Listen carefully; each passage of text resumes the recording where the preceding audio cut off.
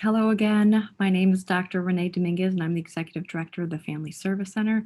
I'm happy to be back here with you again this week as part of our partnership with the Village of Northbrook to deliver the Coping During COVID series. Today, I'm going to reinforce learning that we've already we've already participated in, and I'm going to extend the learning to focus on boundaries, interpersonal boundaries, and boundaries around media consumption. So, grab your notebook or whatever system you're using to track your learning during this process. And let's start off by reviewing some of the concepts that we've already covered really quickly. Um, the first week that we met, I spent some time talking with you about the cognitive triangle, fundamental principle in psychology. And basically what's captured here is the idea that thoughts and feelings and behaviors are related to one another, and that if you change one of them, the others are likely to change, right? The next week, we spent some time focusing on sort of that cognitive point of intervention. We talked about how, as people, we tend to engage in thinking errors, and there are some that are common. Fortune telling, catastrophizing, all or nothing thinking, mental filtering were some of the examples that we looked at. And we were considering ways to address that kind of thinking. So, encouraged you to catch yourself in your thoughts, pay attention to them, catch them, check them to see if the thoughts you're having are helpful and true, and then work to change those thoughts with ones that are helpful and true with replacement thoughts, right? Um, Last week, we spent a little bit more time honing in on some of that catastrophic thinking through talking about worrying. We looked at difference between present worrying and hypothetical worrying, which is more of that catastrophic thinking. We talked about the importance of taking action if you can. We talked about the importance of reinforcing that catch, check, change possibility option for that um, catastrophic thinking, the hypothetical thinking.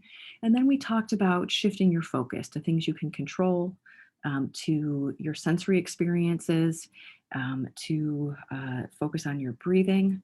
And we consider the possibility of scheduling time to worry at a later date, all to address worry. So this week, we're shifting a little bit, right? And we are going to be talking some instead about boundaries as really a fundamental self-care option, right? What we want to do here is we want to think about how, what boundaries really are and what they can do for us. The reality of this is they can create balance and stability in our lives. They're not something that we are usually explicitly taught, that are discussed, that are considered even. And so what we want to do today is really spend some time giving them due attention and consideration. We know that they can be helpful in achieving balance and connection. And really, because the process of identifying that we need boundaries, establishing what the parameters of those boundaries are, and then maintaining them requires us to consider ourselves and our needs, they can be really helpful, right? So we want to pause, reflect, and intend on boundaries. Um, I think this is really important at this point in time in particular. And part of the reason I say that is that we are moving into one full year of managing COVID and its impacts. And we've had pretty much a full year of persistent stress related to COVID and its impacts. And given that, we have a really limited emotional bandwidth. Many of us are pretty fatigued and have limited internal resources. And so it's really important to consider, in terms of interpersonal relationships, those that are supportive to us, those that fuel us, and to think about, are there some that drain us, right? So thinking about, the impact of various people in our lives, right? And so we need to think a little bit about that.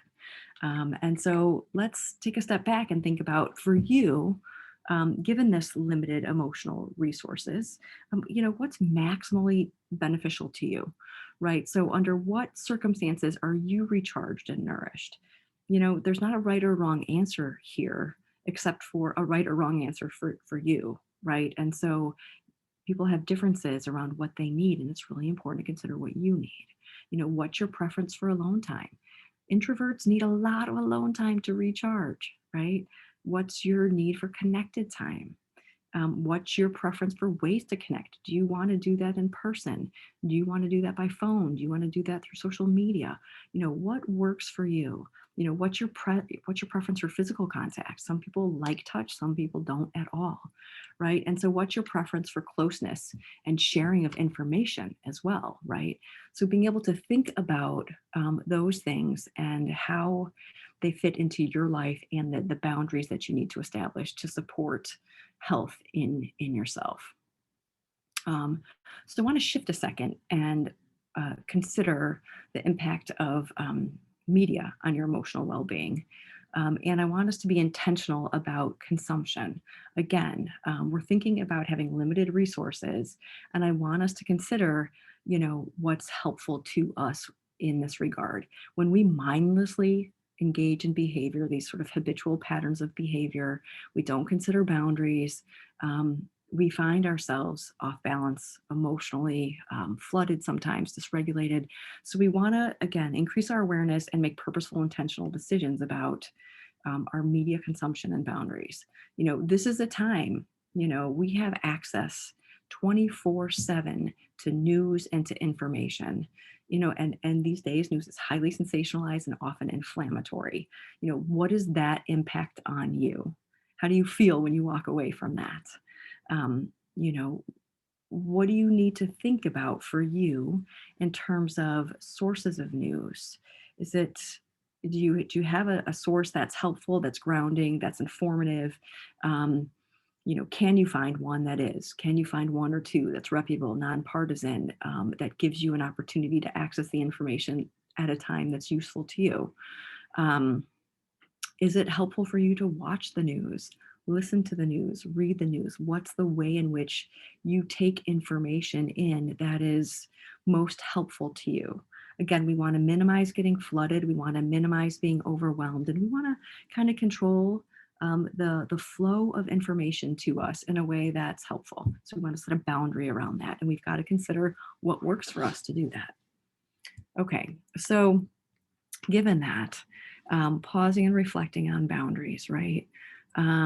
If we think about the interpersonal relationships, how are you recharged and nourished within the context of relationships? Alone time, how much do you need? Physical contact, what works for you there? Information sharing, how much is too much? How much is too little? What works for you, and how do you incorporate that into your decisions around boundaries with people? Want to encourage you within the context of media. Pay attention to your relationship with media, right? How do you feel after watching the news? How do you feel after scrolling through social media? Can you identify which medium of media works for you? Again, do you want to watch it? Do you want to listen to it? Do you want to read it? When is a good time for you to access the news, and when is a good time for you to engage in social media? Um, and then thinking about a plan of action. Is there anyone in your life with whom you may benefit from setting a firmer boundary? Similarly, are there areas that you want to shift and set a plan for um, boundaries around your media consumption? And consider committing to that plan of action and set that boundary to nurture yourself. Hope this is helpful to you. We look forward to connecting with you next week.